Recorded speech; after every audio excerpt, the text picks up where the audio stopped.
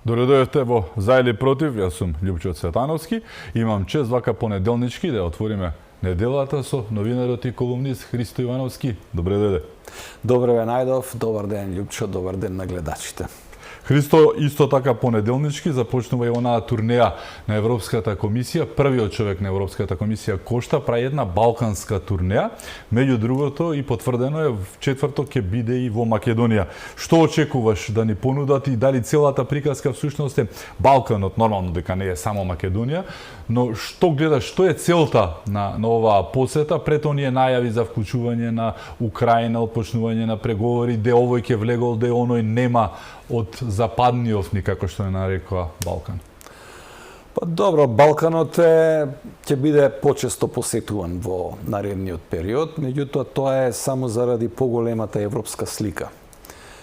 Станува збор за геополитички игри во кои Европа мора да учествува ако сака нешто да направи, да каже дека е некој фактор глобален и така натаму, е очигледно дека глобалната трка Европа ја губи и таа станува се, како да кажам, дефакторизирана.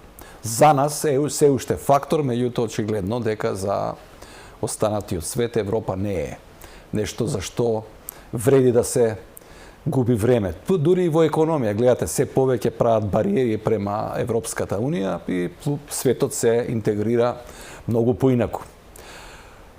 За нас е важна посета, затоа што сметам дека ќе се разјаснат барем до некаде некои нејасноти во врска со нашиот евроинтегративен процес, кој јас пред некој ден во една моја колумна напишав дека наликува на возот Киро, односно пионерскиот воз кој се движел со брзина од 7 до 10 км на час, колку да не одиш пеш од тука до Кичево. Да ги изброиш листата на дрвото. А дека брзиот воз е поставен на колосе кој оди во Украина.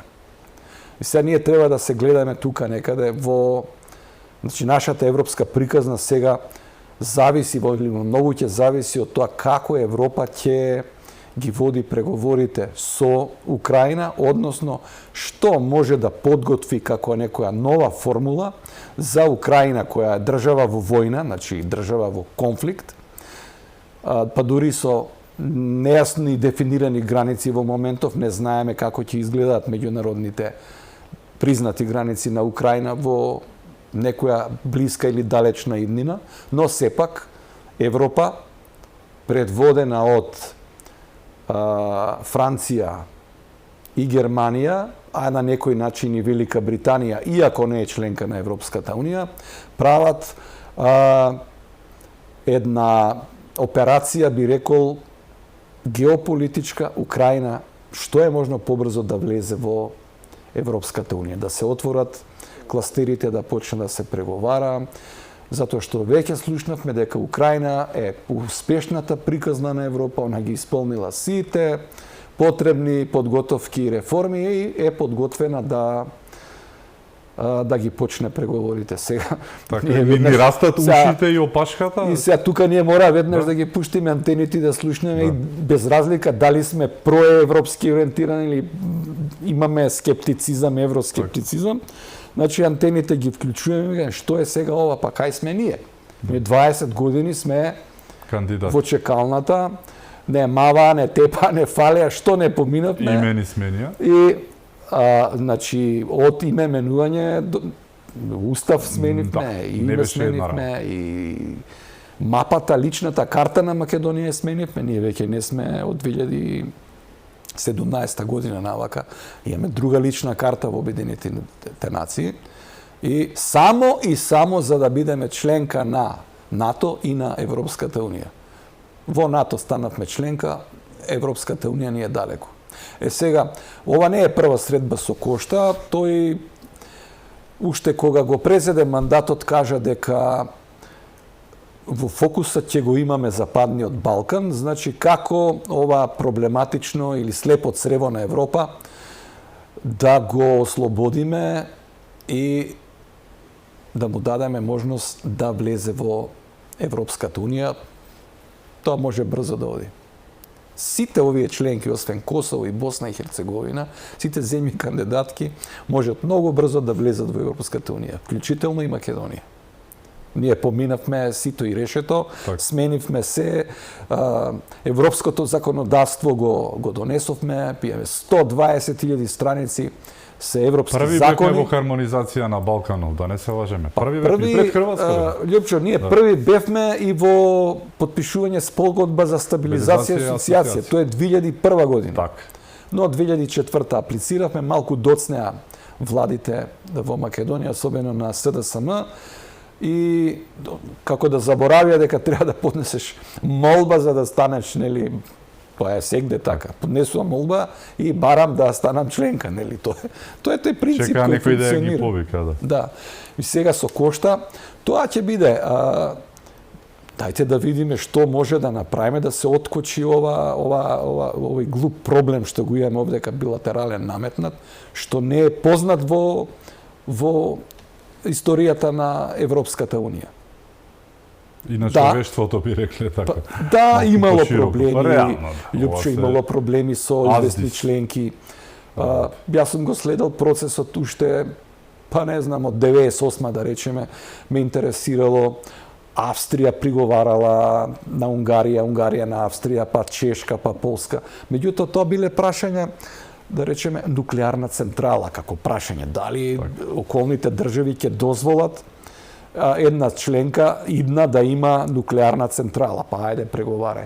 Еве, Словенија, Хрватска за Бугарија го територијалните имаше води, тој да. проблем, нели со Да. Козлујду, еден реактор Така, да се да. исклучи. Так. Си има тамо некои своји неразбирливи можеби за многу луѓе работи во Европската унија, но така функционира Европа.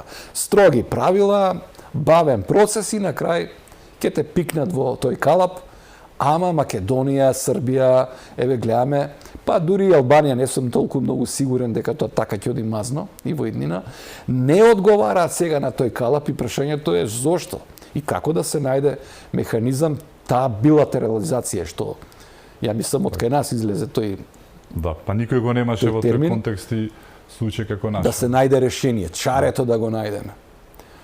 За волја на вистината, еве, една Албанија потпиша лош договор за поморската граница со Грција и они практично уште се во состојба на војна. Значи од 44 година они не влегле во состојба на мир. Грција чува нешто таму во архивите и не сака да направи исчекор. Нерешено прашање со грчкото малцинство. Што кажува тоа? Дека земите членки во однос на овој дел овде имаат известни проблеми. Бугарија цело време значи, не принципиелно, недостоинствено, не знам како да кажам, не блокира и покрај тоа што една нивна влада пред да стана членка, овде спие во нашата влада, кога беше, не знам, Љупчо Ѓоргиевски или, не знам, таму владата на Станишев и така натаму, кој доаѓа често овде. И ајде да го решиме проблемот, тогаш го призна Омо Илинден Пирин, партија регистрира, они влегува и сега, Така, за да немаат проблеми со сега ќе соседи. се вратиме назад, Да. па историја, па не знам што и така натаму. Не гледам смисла на овој наш евроинтегративен процес, ако сме во ваква позиција ставени, а да не зборам во каква позиција не стави Преспанската спогодба. Значи, тоа е, не знам. Еве, ти кажи што мислиш за Преспанската спогодба, што се ни направи, еве. Проблемот е што не мислеа кога ја подпишува, исто како и со францускиот предлог и сето тоа спакувано, ставено воопшто без да види никој, не опозиција, не македонските интелектуалци, општо јавноста. Тие мислам дека подпишаа веќе напишани договори. Истото беше, ако се сеќаваш со францускиот предлог, да не го видоа, да не знаеа, па испадна Пендаровски кој што тврдеше дека не го видел, дека потоа па учествувал во неговото создавање, ако се сомневам и во тоа. Преспанскиот мислам дека е бланко ставен вака пред оние кои што не представуваат тогаш ова безерите ставени токму заради тоа, тие беа наместени само за да го стават тој параф и ништо повеќе. Истите оние кои што денеска градат од Дубај. Во политиката случајности се ретки, значи не нешто случајно да вака да ти се појави, се е тоа планирано. И Европската унија е план. Значи постои тој, иако оваа Европска унија и овие лидери, ја не можам да најдам блага врска со основачите на Европската унија. Ма оние пред 10 години, ако се навратиш, не Меркел, не овој, оној, тие беа сега овие новите генерации да, они наречи, беа, ја не се баш меѓутоа така. и они беа многу нови. подалеку од она што Добро, Сдруженијето за основачите. јаглени челик беше на времето, крајот 50-тите, 60-тите години. Тогаш имало лидери, имало лидерство, имало визија. Значи, тогаш имало смисла да се зборува за Европа како мировен проект. Така зборуваш за Шуман и за тие вистинските. Да, Гашпари и така. Ама тоа е време многу блиску до Втората светска војна, кога уште се свежи сеќавањата на Така, војна. и раните, да. Сега веќе ништо не се памти од тоа. Така. Нема, гледаш каква е поларизацијата во Европа. Да. Европа крева многу висок бедем во однос на руската држава и руската сфера и практично гледаме создавање на една нова Европска унија која нема да оди подалеку од Одеса. Ја викам, ако Одеса остане во границите на Украина, таму е војна, ништо не се знае. Така. Сега, Македонија во оваа Така, мислиш дека има шанси да се откочи овие после Коста или Кошта? Кошта. Доаѓа, да, португалскиот сепак, значи, доаѓа и Марта Кос, која што е словенка меѓу другото, но исто како и Вархеј, кој што беше на истата позиција, немаат А од националното во себе, туку тие се представници на европската бирократија и одамна, мислам, требаше луѓето да сватат да не се крстат во тоа дека таа е словенка, овој бил унгарец или било што.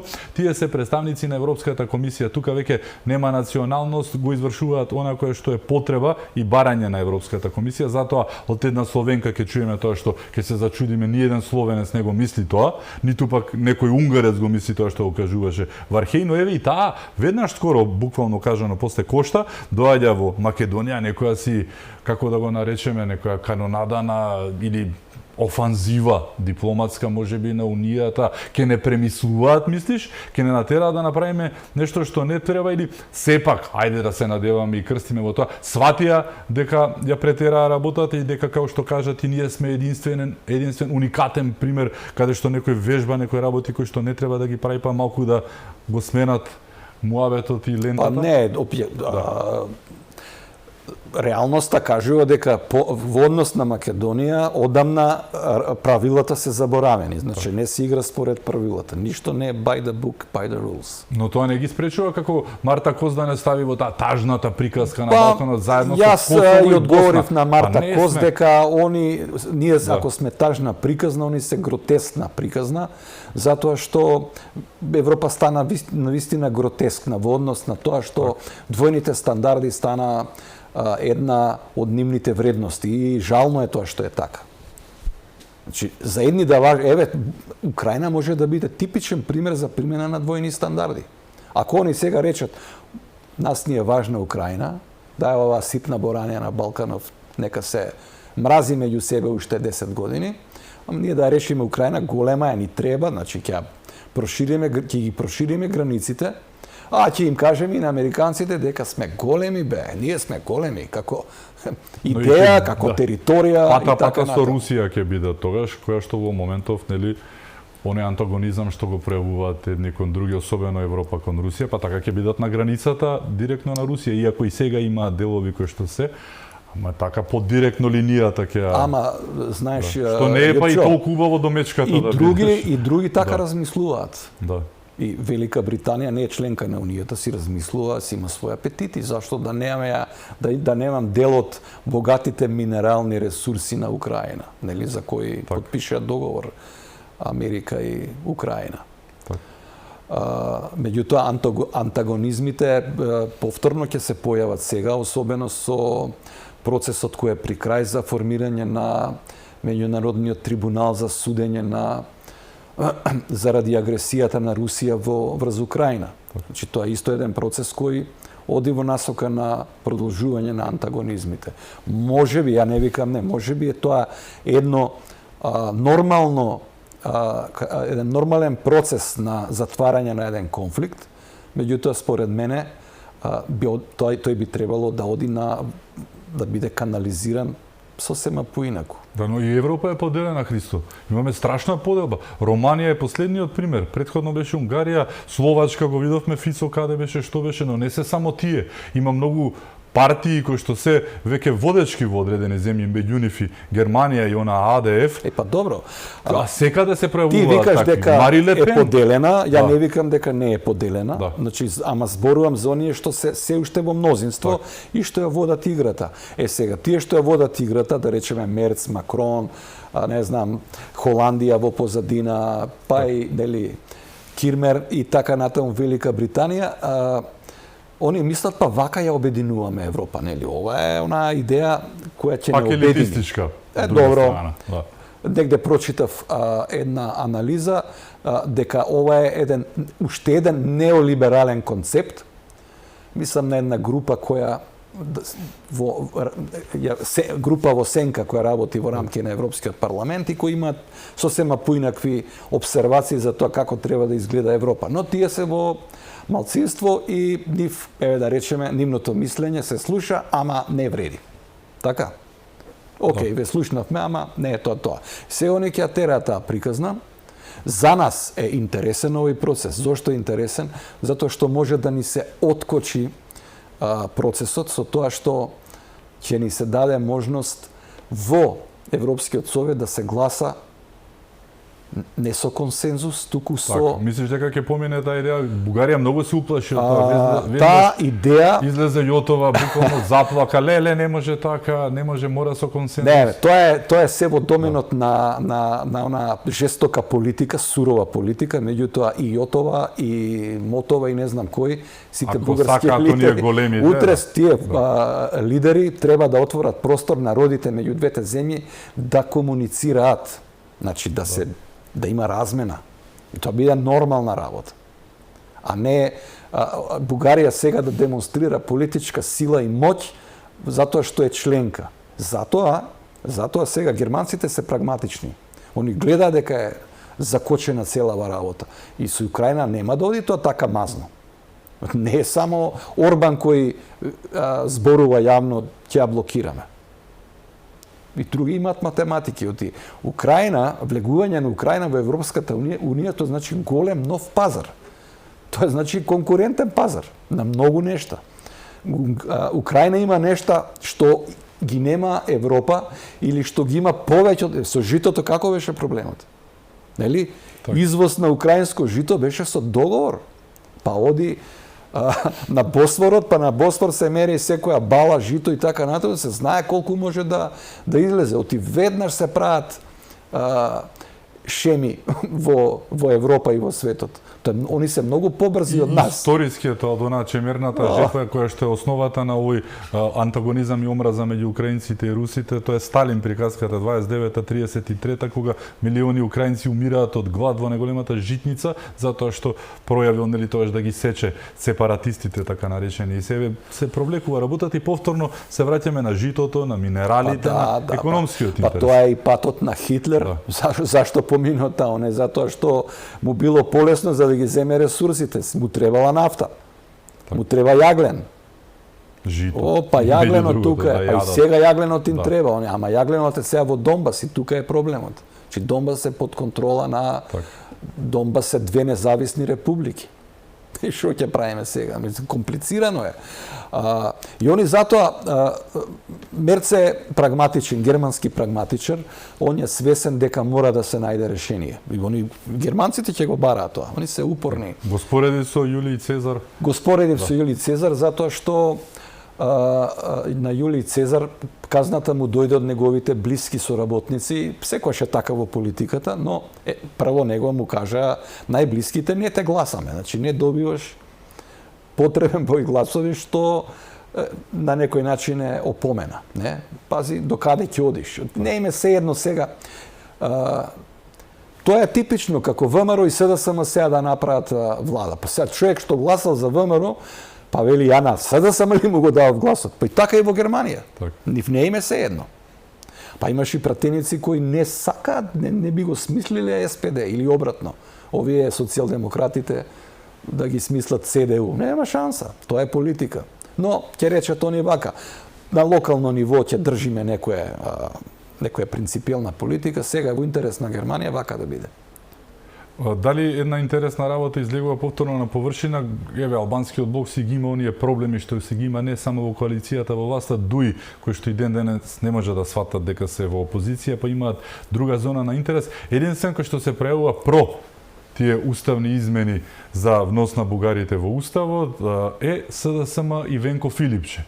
На секој излегување каде и да е, дали кај оние политикантите, дали ваму, дали онаму, секаде на секоја пресконференција го истакнува моментот дека тој сега замисли од друга страна има рейтинг од 3,8%, тоа е малку и во рамки на статистичка грешка, пата со таравари, помал Баги, скоро дупло од Али Ахмети и 7 пати помал од Мицкоски, но тој иницира средба за уставни измени, да се решавало што ќе се прави и со еден глас да се одело. Тоа им текна од како ја потпишаа таа глупост 2022-та. Сега тие ќе оделе со еден глас и ќе правеле работи. Дете индикативно што само тие запнале за тие уставни измени. Никој друг, дури Ахмети си има други проблеми, не со артановци и сето тоа што им се случува, и нив ги снема на ова поле само СДСМ тера уставни измени. Значи, од сите тие операции што ги направија во тој период СДСМ дуи, има и помали партии нормално тамо, но збориме за главните и кои се идеолошките творци, нормално тоа е Заев. Заев идеолошкиот творец и од другата страна е Али Ахмети, они се главните лидери. И денес таму, да не се лаже. Доаѓа дури после, Ковачевски. На тронот со Ковачевски, тој Заев ги промовираше и сега, многу е интересен моментот кога во собрание се носи резолуција да не се отстапува од тие позиции. Да, правиме ние црвените линии што го потпиша и СДСМ, црвените линии ги имаме, не губиме ништо од националниот идентитет и така натаму во преговорите, значи во однос со Бугарија, и таму немаш протоколи, односно протоколите кои што се голема. Ја колку што знам колку беа, 2 се ужасни. И одеднаш кога они тоа го забораваат, тоа е СДСМ, и они носат протоколи. И тоа станува официјален документ во Европската Унија. Кој што сега Европа не го трља на и се тоа нос. Тоа е вешто изведена операција и сега Филипче, ама ние таму сме ветиле, сме потпишале. Ама во политиката има и пиши бриши. Секојаш е така. Секаде. Во Америка, во Европска Унија и така натаму. Тоа што зборат, не, ова е здраво, ова е готово, дефинирано, не. Во политиката не постои нешто што е крајно. Или крајна цел е тоа. Не постои нешто што е, тоа така се зборува само. Така што они ако сакаат да покажат политичка волја, ќе сватат, мислам, тоа е германската игра, и идејата е да не плаче ни Бугарија на крај, а ние да не триумфираме, тоа е да се најде механизам, но да се откочи тоа, да биде по-безболно, затоа што очигледно е дека Македонија и Бугарија не можат да најдат заеднички јазик. Има проблем. Проблемот е учебници, историја, устав, па тоа кој го прави некој да ти дојде сега од тамо, мену е ова, мену е она. И ти вика, ова не завршува тука. Не завршува тука. Тоа го потврдија и нивниот министер за надворешни. Да, они кажа, ова не завршува тука. Што сакаат повеќе? Па што завршува? Буквално е нацртано, им го покаже и тие велат, не, да ги спроведеме. Која е логиката, мислам?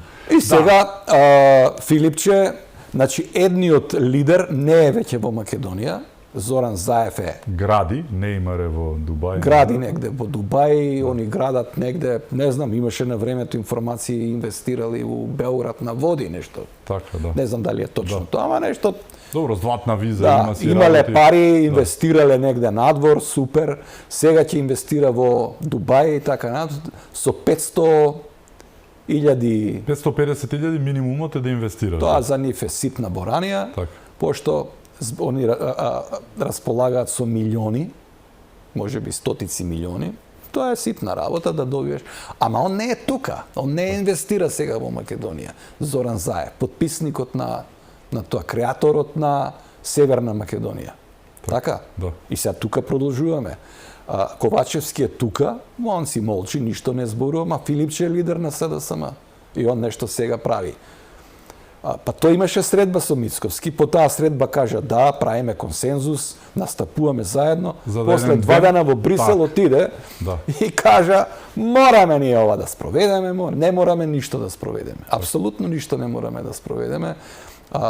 Имаме политички аргументи зад кои стои председателката на државата и во сред Брисел го има тоа кажено, дека правото е на наша страна, можеме да се повикаме на тоа.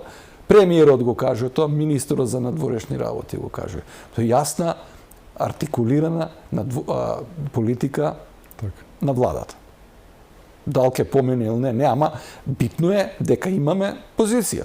Одложено дејство, гаранции. Европа ти вика не даваме гаранции. Па што давате ако не давате гаранции?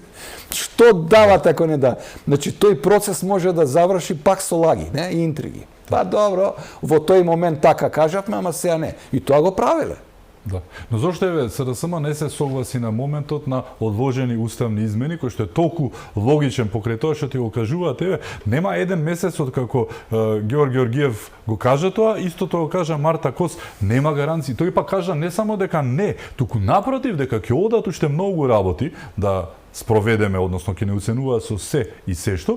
Тоа ти го вели првиот човек на бугарската дипломатија, првиот човек на проширувањето ти го потврдува тоа и тие како след за стап што вели народов продолжуваат со тоа. Зошто едноставно, ако веќе сакаат, тоа е факт, да имаме ние цврст и унитарен став, да излеземе пред Европа, дечки, значи во рецето тоа, овие направија што направија, односно и ние тогаш ќе биде, нели? Но еве, одиме со барањето, нема проблем, но нека бидат со одложено. Зошто не се согласат? Тие укашкаат целата работа. Ние го јадеме стапот од држава. Јас искрено не знам ни како функционира како партија СДСМ, дали внатре воопшто они дебатираат. Од моето лично искуство, значи пред да се смени името, пред да се потпише Преспанската спогодба, јас тогаш бев ептен активен новинар и ги имав потребните информации за да дојам до одредени сознанија. Значи, ние знаевме дека се подготвува таа операција за промена на името.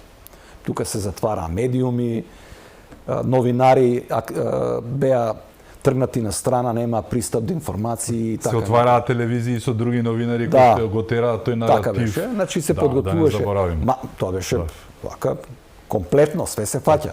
Еден ТВ зема повеќе пари од Канал 5 и од нас како Алфа, тука пата со сите. Па таа телевизија беше вчера отворена, 2 месеца пред тоа, а зема од државата кога се делеа пари нели за референдумот за да нели помине работата како што треба, тоа не беше делење пари туку во однос на која телевизија колку ќе добие. Еден ТВ која што беше вчера создадена, зема исти пари како една сител која што нели сепак или Канал 5 или Алфа. Со грчки наводно капитал, независен вестник, дневен се прави. И после грчката влада кажа одвоивме милиони за да го изправиме наративот во Македонија и никому ништо, така. Така, па нешто и во Албанија дори нели таму потрошиле, ама тоа се сепак суми кои протекуваат јавно. И имињата ги знаеме, се ај не мора официјално, ама ги знаеме нашите колеги. Не, се е важно, се е важно затоа што еден ден некој ќе го отвори процесот како е постигнат Преспанскиот договор. Так. И кој учествувал директно и со колку пари и се. Сега да не се лажеме, ги знаеме неофицијално, ама во договорното право, значи Виенски конвенции и така натаму, да не спомнуваме, си стои една точка, ако еден меѓународен договор е склучен со корупција, тој е ништовен. Притисоци завршува приказката. Некој треба да се бави со тоа досие, да собира податоци, јас знам дека собираат. Се прави тоа досие. Еден ден тоа ќе се. Веруваш дека работите ќе излезат на виделина бидејќи се уште така малку. Не, тие се на виделина. Мислам ништо не е веќе. Знаеме, тоа е јавна тајна, само што се тоа кажано и Wikileaks и не знам кој и овде наши новинари, па ние стварно се сметаме за сериозни луѓе. Ја се сметам за сериозен новинар. Ништо не сум измислил, сум следел, сум гледал, сум прашувал. Еве, ја ќе ви кажам многу еден интересен детаљ. Например, во 2001 година бев со група новинари, едно 6-7, тоа е пред крајот на конфликтот во Македонија 2001 година, кога министерката за надворешни работи тогашна, Илинка Митрева, сега покојна, направи една блиц посета на неколку земји. Отиде Белград, па Букурешт, па отиде во Анкара и од Анкара отиде во Атина. Кога излезе од средбата со својот соговорник во Анкара, вика, овој потпишал, вика, за Северна Македонија. Кој бе потпишал? Вика, Љупчо Георгиевски. Да. Значи, тоа е веќе стаено тамо. Некој потпишал уште пред официјално да се потпише.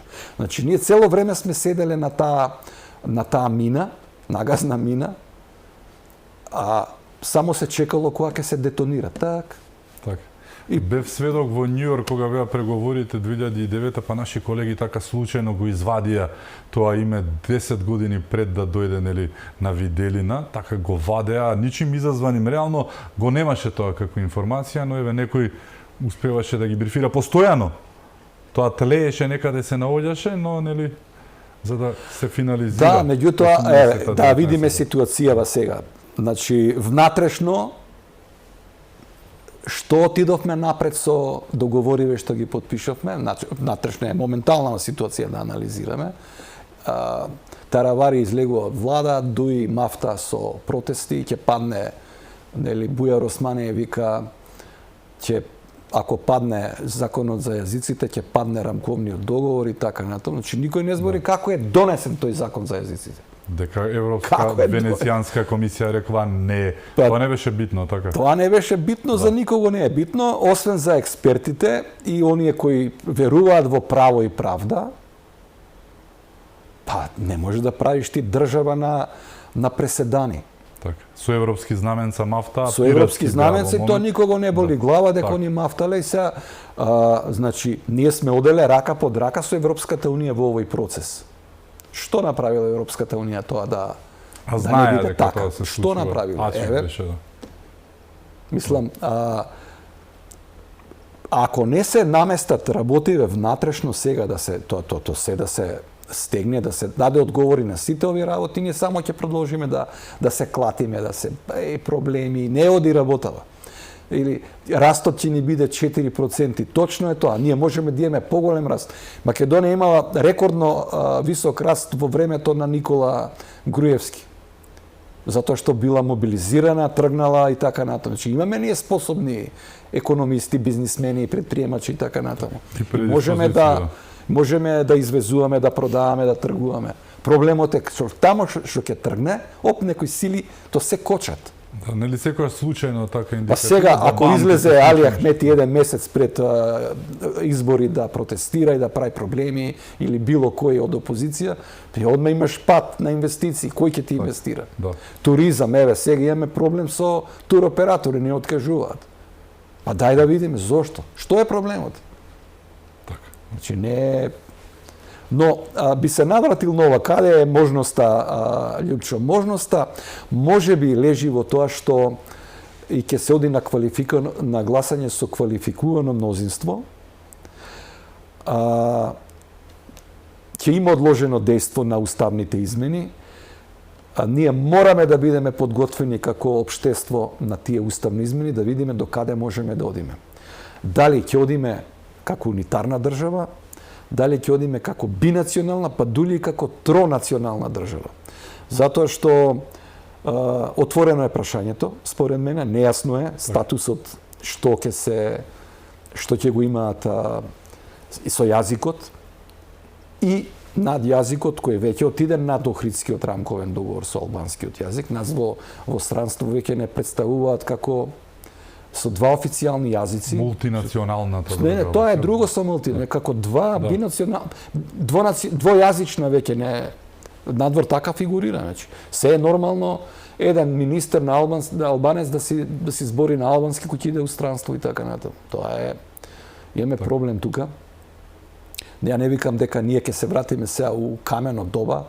Албанскиот јазик е признат јазик во Македонија, така? Тој се изучува, меѓутоа отидено е предалеку и тоа треба да се врати во уставот, значи во рамки на уставот, не повеќе.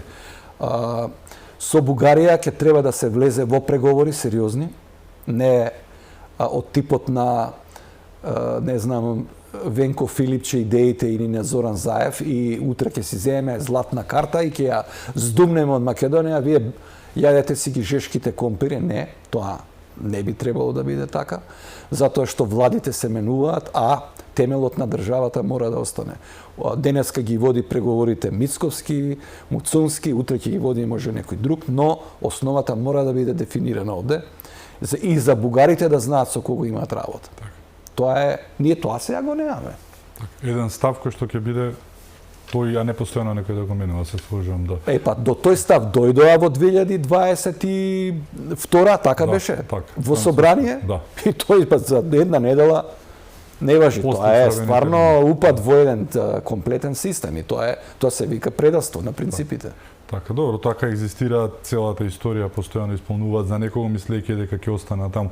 Добро, добро го рече тоа. Ако е така, тогаш зошто владата на ВМРО не би била поинаква? Не? Так, да. Вие ги предававте тие принципи, а ние сега ги браиме нашите принципи за кои веруваме дека се исправни. То така оди. Така. Имаме уште теми за отворање, одиме со куси од блок реклами, со нас е Христо Ивановски. Останете со нас.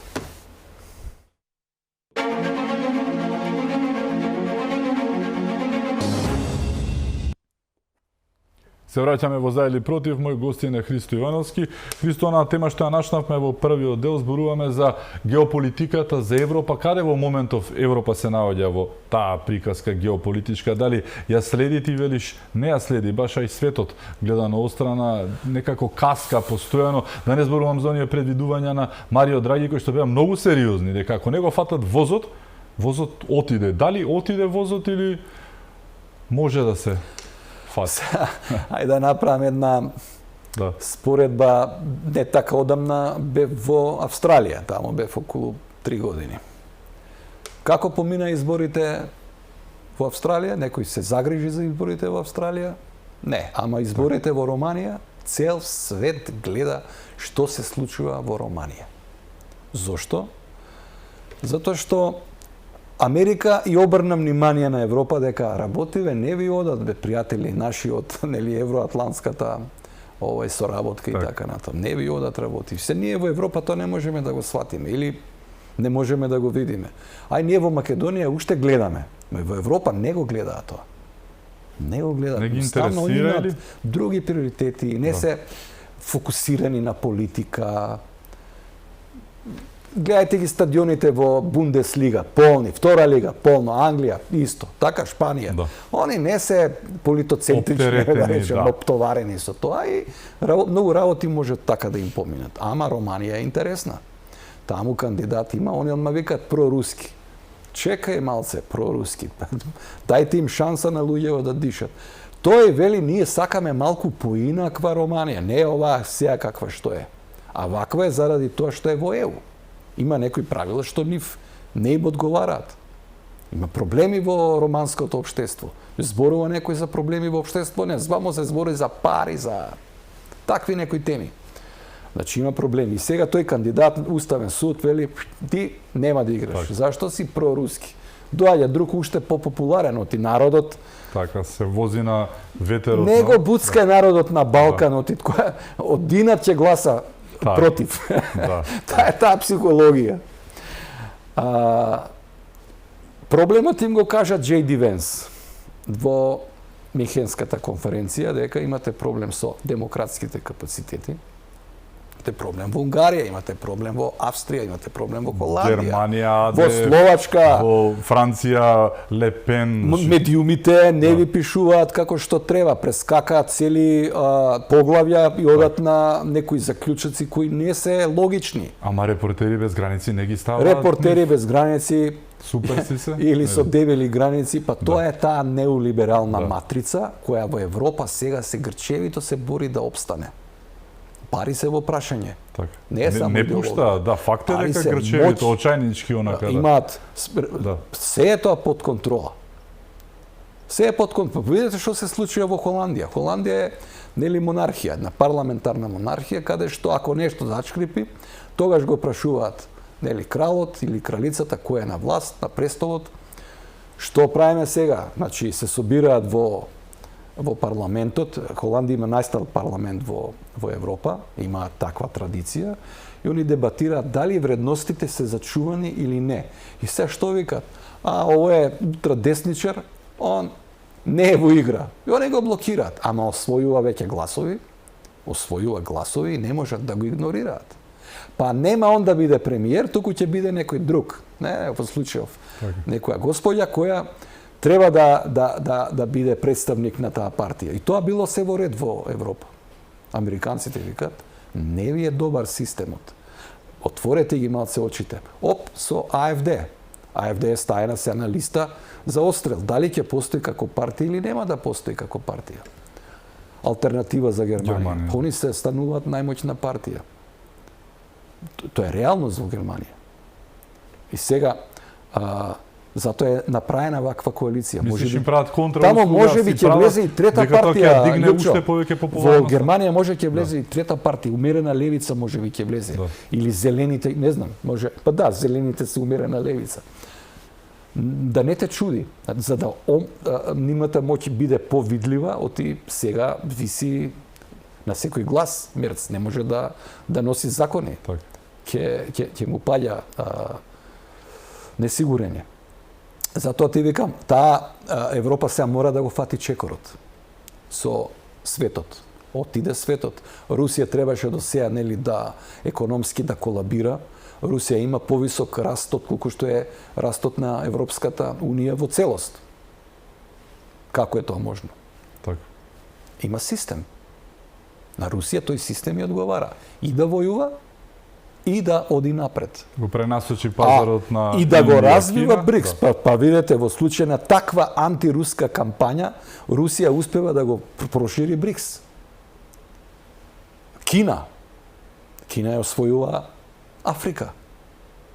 И Русија таму присутна. Америка се ресетираше? Америка се ресетне, а до Америка почнува. Америка е иницијалната каписла. И тоа не е случајно. Не е случајно тоа. Мислиш ќе биде со појако темпо уште повеќе? Па, она што сега го гледаме, тоа е фин механизам на растресување на светската политика, офино е растресена, сите болви од јорганите се извадени. Европа е тука прва. Нема со кого да тресе јоргани.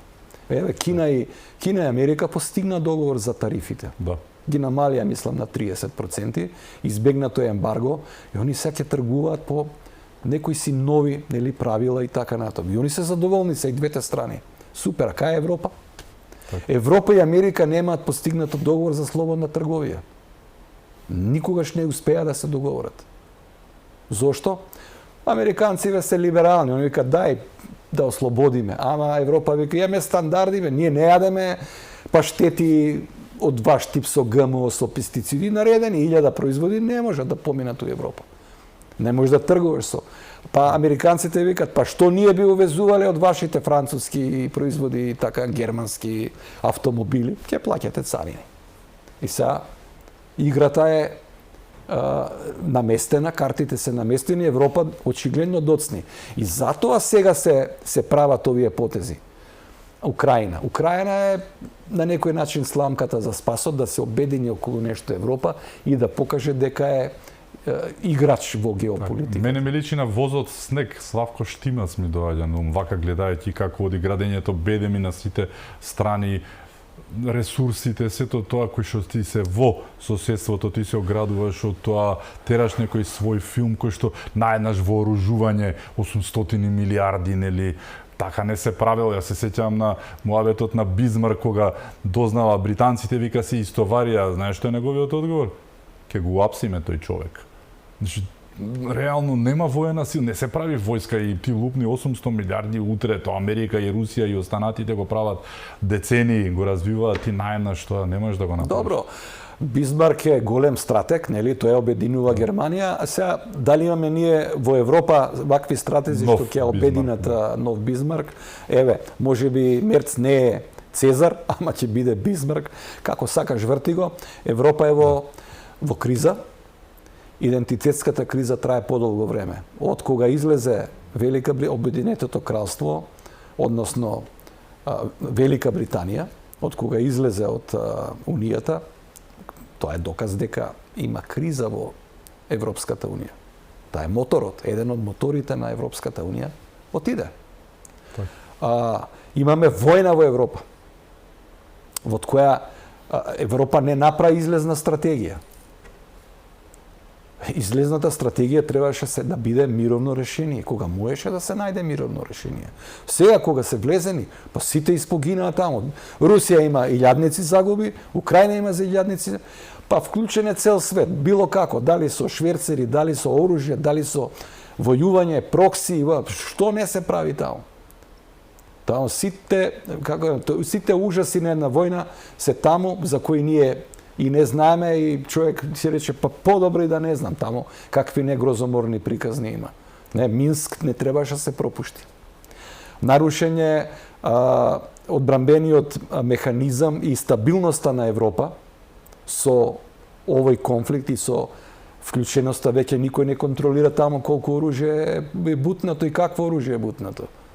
Мислам, ОПСЕ требаше да влезе во тоа. Еве, ние имавме председавач, ја не слушнав од тогашниот министер Бујар Османи да каже еднашка мир. Па, тоа е основата на ОПСЕ, Организација за европска безбедност и соработка. Безбедност. Се прават контроли, се излегува и од агенции, Америка излезе од некои стратешки договори. Вистински хаос. Сега, Трамп тоа го како некој адитив, тоа го забрза и почнуваат се да се местат работите. Почнуваат. Очигледно е. Сакам некој или не. Така. Путин и Зеленски, ако не седнат сега, ќе седнат наскоро да разговараат. Мора да седнат. Мора да се најде решение. Ама, мислам дека Европа и тука е залутана приказна или возот во снег. Како да се најде решение? Па кој ќе преговара сега од Европската унија таму? Они беа во лавов. Не знам како ќе изведат сега таа идеја да се направи тој трибунал. Тоа е шанса за Македонија. Ако се направи тој трибунал, практично се мисли на Украина како да се внесе во Европската унија по некоја брза постапка и да се тргне тоа вето на бугарите за нас. Меѓутоа е тешка операција. Треба да се постигне меѓународен договор. Како тоа ќе профункционира, не знам. Американците излегува значи Трамп исто излезе од таа група. Ништо е викаат основачка група во која сме и ние. И упатија порака до Рубио да се вклучи. Дали ќе се вклучи, не знам, а мене не ми изгледа веројатно, оти сега работава, оди на директни преговори, и Зеленски и Путин да седнат, да го решат ова прашање. И да одиме натаму. Имаме нов папа кој нели е американец, еден модерен папа кој ги продолжува идеите, делата и стапките на мисионерските, би рекол, стапки на Бенедикт и на Франциск. Така, Тоа беа многу моćни фигури кои има сериозни проблеми во рамки на црквата. Црквите им се испразнија катедралите. Тоа оди како еден глобален процес. Ја неколку пати сум обрнал внимание. Го прашале Трамп зошто не ставаш рака кога даваш заклетва на Библија. Трамп вика постојат повеќе Библија, јас сакам да биде една. Значи христијанството да има една Библија. Тоа е таа идеологија на конзервативизмот кој доаѓа од Америка и кој очигледно е леплив како идеја и за многу европски нации. Не лидери, нации. Нации кои се сметаат конзервативни, христијански вредности сакаат и така натаму. Ја ќе ви кажам пример. Да речеме, во една Белгија имате маса катедрали кои се празни, но внатре си стојат знамињата на ЛГБТ заедницата. Истото и во Холандија. Многу верници не сакаат тоа да го видат. Тоа прашање не го решија. Тоа се тие нации, да речеме, сега кои се враќаат на своето и сакаат суверенизам и така натаму. И Нината како ја гледаше за крај на Европа, на она што ќе се случува во следниот барем период од сознанијата што ги имаш? Па не знам, да видиме, работиве очигледно побрзо ќе одат на други континенти отколку овде. Не случајно ја спомнав јас и Австралија. Австралија е изолиран континент. Гледате, нема некое значење. Канада нешто се обидува да вклучат во игра, меѓутоа Канада е врзана за круната во Лондон, Така, дел е од Комонвелтот, да. Дел од Комонвелтот е многу специфична држава, контролирана строго од големите сили, као што е и Америка. Не може тоа така да оди, ајде ќе влеземе, ќе станеме членка на Европската Унија. Иако членот 49 од договорот, Мастрихтскиот договор, остава некоја варијанта да може и земја како Канада да стане членка, затоа што вели ако постојат и некои политички обсервации дека таа може да стане членка. Оставиле простор. За нас е поважно дома, пазарот дома, каков ќе ни биде. Оти со Европа, не знам, многу има внатрешни сили, многу несогласувања, многу пари се во игра и ова со Украина што се прави за судот и така натаму во заднината паке како да се обезбедат воени репарации за штетата што е направена таму.